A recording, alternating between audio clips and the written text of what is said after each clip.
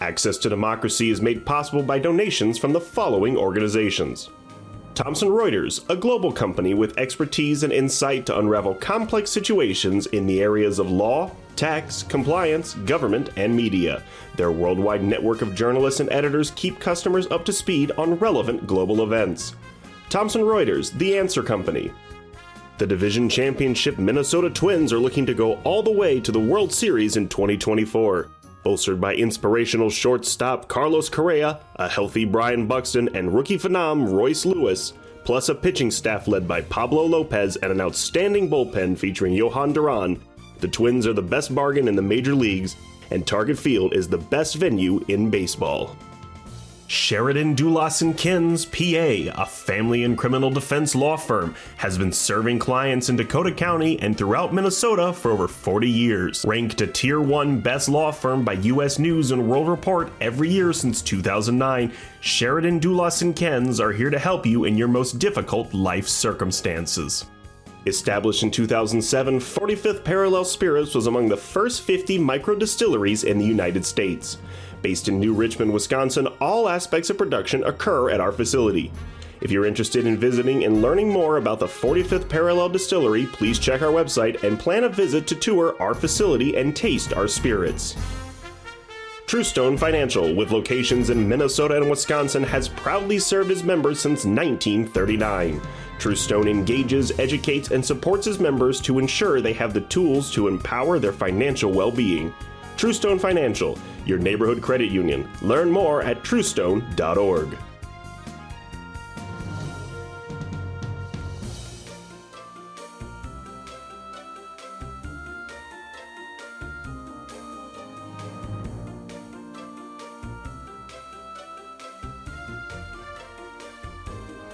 Welcome. Access to Democracy returns.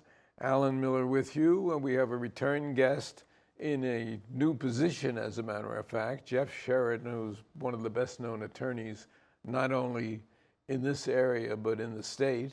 And Jeff and his firm, Dulas and Kins, have now become sponsors, and we're really, really thrilled to have you on board as sponsors of Access to Democracy. We are very proud to be here. And we'll talk about that. Now, you've been practicing, nigh on to 40 years. Getting close, yep. Yeah. And you specialized. I do. In? I do criminal defense. Have done that sort of my whole career. I had every expectation when I was in law school that I was going to be a prosecutor and someday be a judge. And then I went to work for the Federal Public Defender's Office while I was in school, and just changed my whole outlook. That was the end of it. Yep, I was never thought about prosecuting or judging again. So. Now, you've been known to say, I don't judge you, I don't lecture you, I defend you, period. Yep. We have a system that's full of people who are looking to lecture you and judge you, and that's not a service I provide. As I tell everybody, I've represented thousands of people over the years. None of them had horns. None of them were demons. None of them were devils. They were all people who were just trying to keep their lives from being defined by the worst thing they ever did. And it is my honor and my privilege to stand next to those people and try to help them achieve that goal. Now, as the senior member of the firm, why don't you tell us a little bit about the firm and your partners? Sure. So I've been with the firm since 1989. I started practicing in 1987. Just worked my way through as an associate and became a partner in the firm. My career very early took a very limited focus. I did some other stuff when I first started out. Everybody should do everything that they can to get wide exposure to the law. And then focused on that. My law partner, DeAnne Dulas, is just an incredible family lawyer. She actually started in the firm when she was 16 years old as our file clerk. Was that right? Yeah, so while she was in high school, went to college, went to law school, came back. I didn't know that story. Yeah. That's very interesting. Went to work as a clerk for one of my early partners in the firm when she became a judge, and then came back, has been with the firm ever since. Randall's a relatively recent hire, 2017. As DeAnne and I are aging, we're looking to, there comes a point with a small firm that you either close the door and fire everybody, or look to try to create a legacy and try to keep the firm continuing on. So you become emeritus like I am here. There and you then go. You pop back for special reasons. That's the goal, was to try to shift some of the burden of my caseload onto somebody else. So Randy does criminal defense work as well.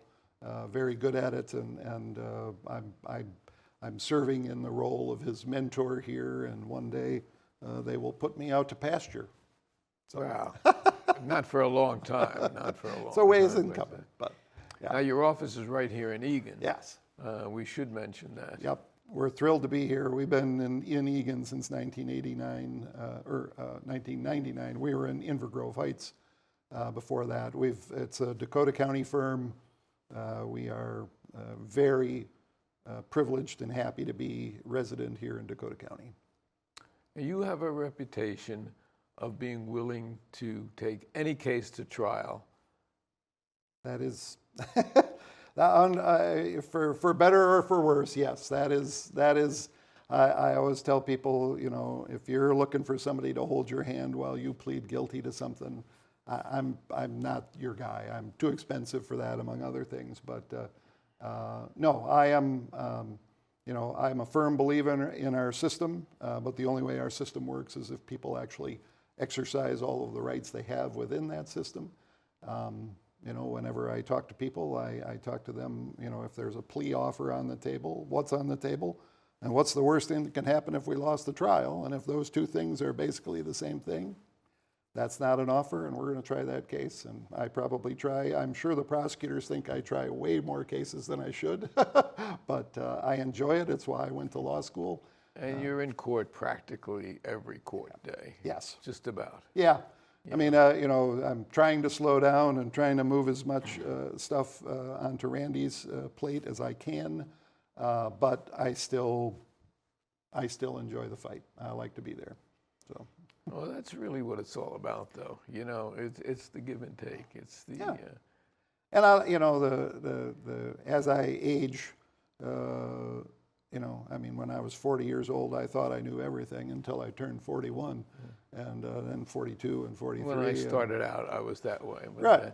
And so it's just, for me, it's as I get more wisdom in life, I think I bring more with me to the courtroom, and I was winning cases when I was 40, so I'm doing really well now.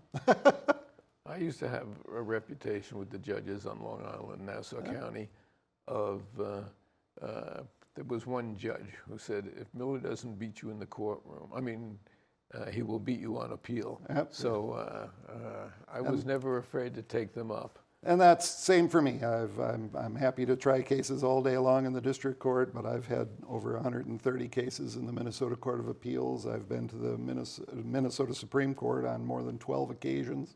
Been to the United States Supreme Court twice, so I'm familiar with all those courts. So had to, lost to, but I was up there twice.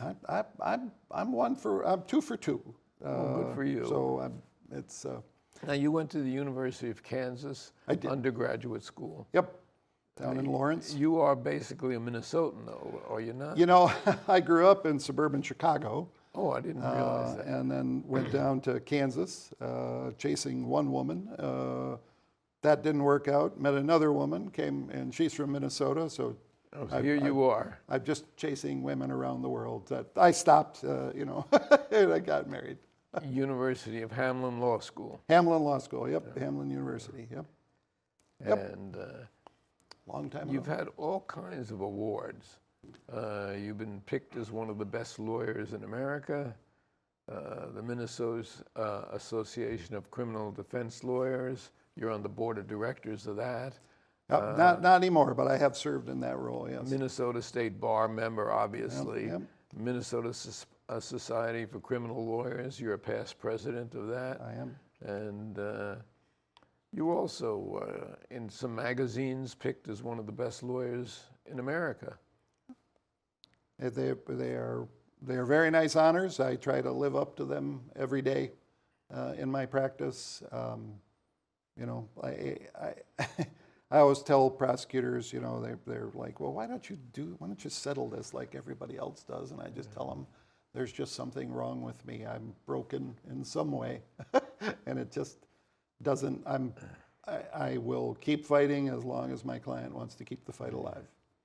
Well, one of the things that's really, really troublesome to me is that respect for law is not what it was. Certainly when I was practicing, and today it really, well, what's your thinking on that? There is a project afoot, and has been for a few decades now, to keep moneyed and powerful interests in power. What we tell everyone at our law firm is that in our firm, everybody has a first name and a last name. It's never incorporated, or we don't represent corporations, we don't represent the government, we represent individual humans who are at the pointy end of everything that the government and big business is trying to mete out against them. And it is disheartening for us as Americans to see how the law is being bent and twisted and turned into something that our founders wouldn't even recognize today. That the document, that the Constitution of the United States was intended to protect the powerless against the powerful. And boy, I'll tell you, it's been. And the Bill of Rights, which seems to be tread upon, and it really is frightening. It gets chipped away at every day. Yeah. And especially in June, when all the opinions are coming out of the United States the Supreme Court. This Supreme Court, which we'll talk about in a minute, but so the firm became a sponsor of Access to Democracy. And what prompted you to give yourself over to public access television? Well, we are and have always been. I think anybody who does what I do for as long as I have has to be a cockeyed optimist. We have to believe that we can rise above today. We can rise above any given fault or faltering that the nation does if we do so as a people. And access to democracy is the beginning of that, right? Or a major part of that we have to believe in the institutions that make up this nation. And so for us, it was an easy decision to become a part of that, to try to keep public access, to exercise everyone's First Amendment rights. We're really thrilled to have you aboard. And we are thrilled to be here. We started this 25 years ago. It started out as one interview when somebody begged off an interview with a legislator by the name of Tim Pawlenty. And so they came to me and they said, you've done television, would you do it? And I said, I'll give it a shot. And afterward, we had a half-hour interview.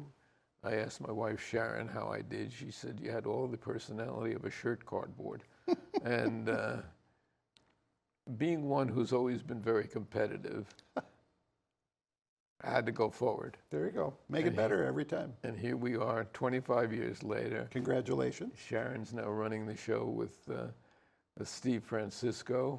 And Mary, of course, has been our director for more years than I like to think about. And all this is volunteer. All these, literally tens of thousands of hours are volunteer. It just when I think back over it and the people that we've had, it's incredible. Well, and thank you for your service. And like my firm, and my desire to sort of hand on our work to a younger generation, you're doing the same, and hopefully Access to Democracy will be on the air for another 25 plus years to come. I hope that we have a forum. Yeah. Well, and we have both sides here. I mentioned Tim Valenti. Yeah. We had Pat Anderson. We've had Republicans who've been candidates for governor as well as Democrats. We try to play it down the middle. We've had a lot of debates and of multiple candidate debates, things like that. I don't think we move forward in democracy at all unless we open our ears and our hearts and at least be able to listen to our opponents. We can disagree with them, but if we don't listen to them, we won't even understand what the disagreement is about. And disagree with them in a civil way, which we seem to have lost, for instance, in the House of Representatives. Yep. The United States House of Representatives, I see some of the goings on there. Boggles my mind. It's hard to remain a cockeyed optimist in the face of a lot of things. So what are some of the most interesting cases that you've had? Oh gosh, early on in my career, I kind of ended up, I happened to win 2 cases very early in my career in the Minnesota Supreme Court in the field of drunk driving.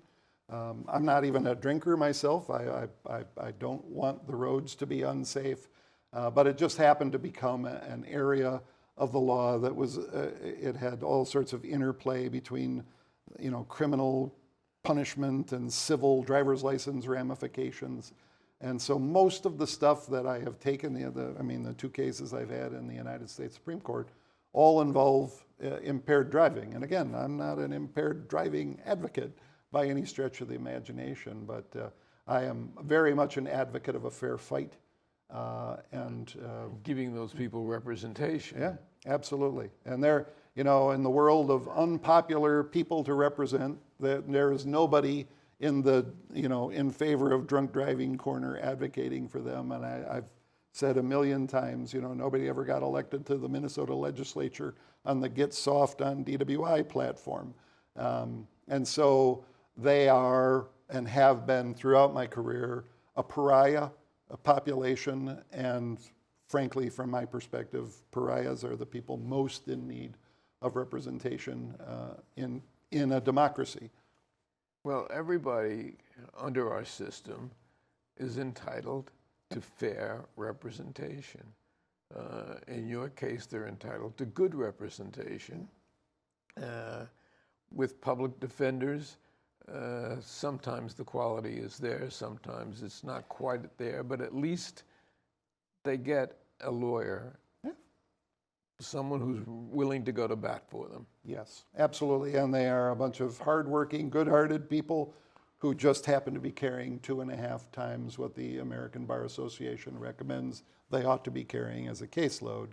And I don't care who you are, that's going to take a toll. And generally working with budgets that are much smaller than the prosecutor, and they have much less available to them in terms of scientific and other material than the prosecution. I mean, the system is not balanced. No, it's not. It's funny, recently the legislature finally addressed the imbalance a little bit and voted for a big raise for public defenders. And in the wake of that, an enormous number of people who were working as prosecutors have jumped to the defense side of things. Oh, I didn't know that. That's very interesting. So it was quite interesting to see that when there was pay equity, what the way the lawyers voted with their feet is that they'd rather be on the side of defending Conscience people. prevailed. Yeah. So that was refreshing to see. That's good. That's good. And for instance, we have a prosecutorial office here in Dakota County that has, I don't know how many prosecutors. Yeah, it's about 40. So. And the public defender here has How many? You know, I don't know what the count is right now. Like I said, with the recent parity legislation that has been signed now into law, it's probably changing every day. So I'm not even going to hazard a guess right now. But they don't have the forensics. No. They don't have the scientific. They don't have the experts. You know, every time they see a hole in their case, you know, a prosecutor picks up the phone, calls the police go out, and, you know, immediately go and talk to a witness, talk to this person, go get this or that thing that's missing from the case. And people feel intimidated by that process. So when I see a hole in my case, you know, I talk to my client, we can hire a private investigator, he costs this much per hour. You go out, the private investigator knocks on the door, he's not wearing a uniform, he doesn't have a badge and a gun, and, you know, we're just hoping that somebody will answer the door and then talk to this fella. They don't have near the kind of sway that a police officer has standing at your door with a badge and a gun, pounding on the door until you answer it. So no, the playing field is not even close to being level with regard to resources available to prosecutors versus defense lawyers. And if you want to question scientific evidence, where do you go?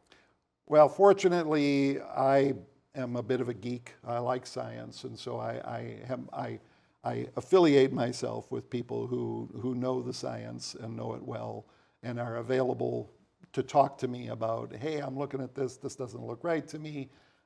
You know, in the field of DNA, we have a very good team here in Minnesota who does nothing but DNA. They travel, or at the public defender's office, who actually travel to the places where the DNA trials are going on. So they do have some resources, but again, nothing compared to what the government can bring to bear. Well, let's talk about the U.S. Supreme Court. Do we have to? We're reaching the end of what has been a momentous term, to me terribly disappointing. And of course, they've been sitting on situations such as presidential immunity for 5 months when it should have been decided in 5 minutes. Right. By, of course not, move on. We're not even going to hear the case. It's an absurd proposition. But yeah. And then throw it back down to the lower court. All of whom said, of course not, this is an absurd proposition. Right. That we have royalty, that, you know, the king can do no wrong. I mean, you think back to civics class when you were in school, and that was the entire principle that created the United States of America, is that we were not going to be a monarchy, that everybody, even the President of the United States, would be accountable. Well, that's what we thought. That's what we thought. And we're still waiting on the presidential immunity decision. Fingers crossed. By the time we go public with this, because we go to tape, and then about a week from now, maybe we'll have the decision. I'm a cockeyed optimist. I told you that, right? I hope so. Now we have 2 Supreme Court justices, and you know, we have a host, one of our guest hosts here, and when I think about comparing Paul Anderson to Justice Alito or Justice Thomas, it's like they pale in comparison to Paul Anderson. Agreed. And I know you're familiar with Justice Anderson. I am. Yep. Yeah. It is a shameful time. I mean, this is just when it's coming to light. I mean, these 2 justices have been on the United States Supreme Court for decades. This is not new. The discovery of this is new, but the idea that these folks are taking gifts, you know, in 6-7 figure gifts from people who are appearing before that court and then not recusing themselves. Not recusing themselves is really what gets me. You know, how can you, in good conscience, know, even knowing, for instance, that your wife advocates for the other side in a case that's in front of you, automatic recusal. And if they sat on any other court in the federal system, they'd have been disciplined and removed for this behavior. It's not even that about recusing yourself. It's about, it's unethical behavior that makes you unfit to serve. And failure to recuse yourself, or failure to disclose these gifts, failure to meet the standards that one would expect of a judge, is one of the reasons that the reputation of the court has fallen to now 17% of people in the country, I just read, respect the Supreme Court. I mean, to me, it was the gold standard. That was it. And it's terrible, and at the same time, it also pulls away the blinders from our eyes. That this idea that our Supreme Court is this sort of neutral arbiter above the politics of the day. I hope everyone who sees this today has had those blinders pulled away, that they now see the political project that is, the Federalist Society, and that, or we're only going to pick our justices from this narrow list of people who believe this narrow view of the world, and you end up with decisions overturning Roe versus Wade. That after 53 years. After 53, and that 6 people or 5 people in this country who clearly are out of step with the majority of the population of this country can impose their will on that population is simply not democracy. Well, Roe versus Wade is particularly interesting to me because Justice Roberts, Chief Justice Roberts, and all these other judges, including those who made the court by saying we won't overturn Roe v. Wade. Lied under oath to Congress, yes. You can name the 3 most recent ones. Yeah. But the court is not supposed to legislate. Yeah. And that's what the court did in this case. They made the law. They are supposed to look at the law and decide on the law. Yeah. They're not supposed to legislate the law, and they did here. Well, they did in Roe versus Wade. They did when they're stripping away administrative power from administrative agencies, on this sort of major questions doctrine that they just made up as a way to say, well, okay, the EPA can regulate generally, but they're overreaching in this particular instance, even though it's specifically provided for, in the enabling statutes.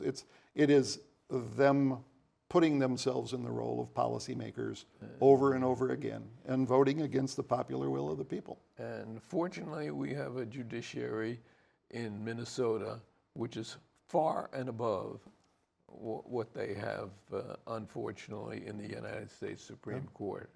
And we can be very proud of it. Yeah, oh, absolutely. Absolutely. And I hope they see it and it further entrenches them in their positions, not to sort of adopt the same model that they're presenting to the nation and say, oh, I guess we can do whatever we want too. So thus far, and knock on wood, it'll continue that they will not do that. We've been talking with Jeff Sheridan, whose firm is our newest sponsor here on Access to Democracy. A delightful conversation for me about the law and about your career. And I want to thank you again for appearing with us.